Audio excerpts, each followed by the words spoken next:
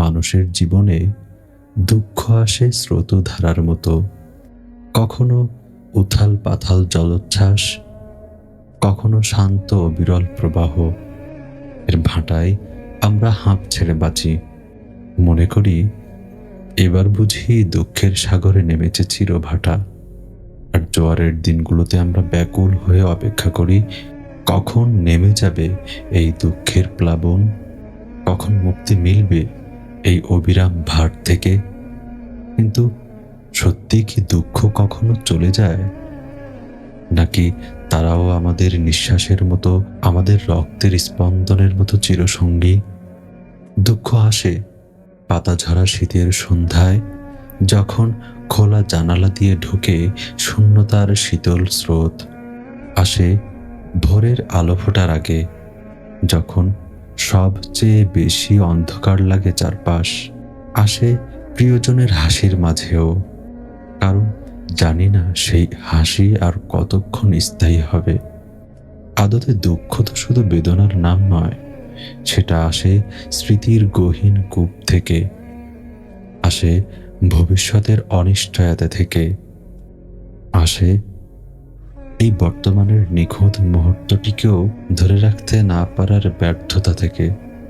আমরা ভাবি এই পরীক্ষা পাশ করলেই দুঃখ যাবে, চাকরি হলেই দুঃখ যাবে, ভালোবাসা মিললেই দুঃখ যাবে, সংসার পাতলেই দুঃখ যাবে।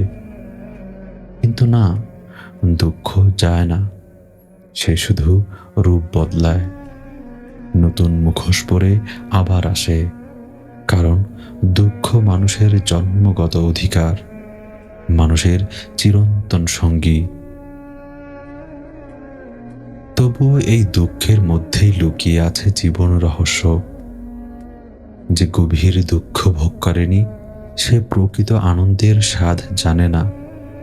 যে হাহাকারের রাত্রি দেখেনি, সে ভোরের সোনালি রঙের মূল্য বুঝবে না। তাই তো দুঃখ আমাদের ভাঙে, গড়ে, পিষে আবার নতুন করে সৃষ্টি করে। দুঃখই আমাদের মানুষ করে। জীবনের এই দুঃখ স্রোতে ভেসে যাওয়া নয়, এটাকে বুকে ধারণ করাই তো জীবন দর্শন। দুঃখকে প্রতিপক্ষ ভাবলে সে দানব, কিন্তু স্বীকার করে নিলে সে পরম শিক্ষক। দুঃখের ভাটায় আমরা শিখি ধৈর্য, দুঃখের জ্বরে আমরা শিখি সংগ্রাম।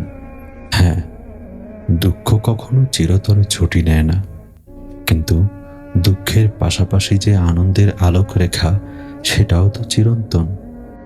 হয়তো জীবনটা এভাবেই বয়ে চলে দুঃখ সুখের মিছিলে, হারানো পাওয়ার খেলায়। আর এই দুঃখের স্রোতধারাতে ভেসে চলার নামই হয়তো জীবন।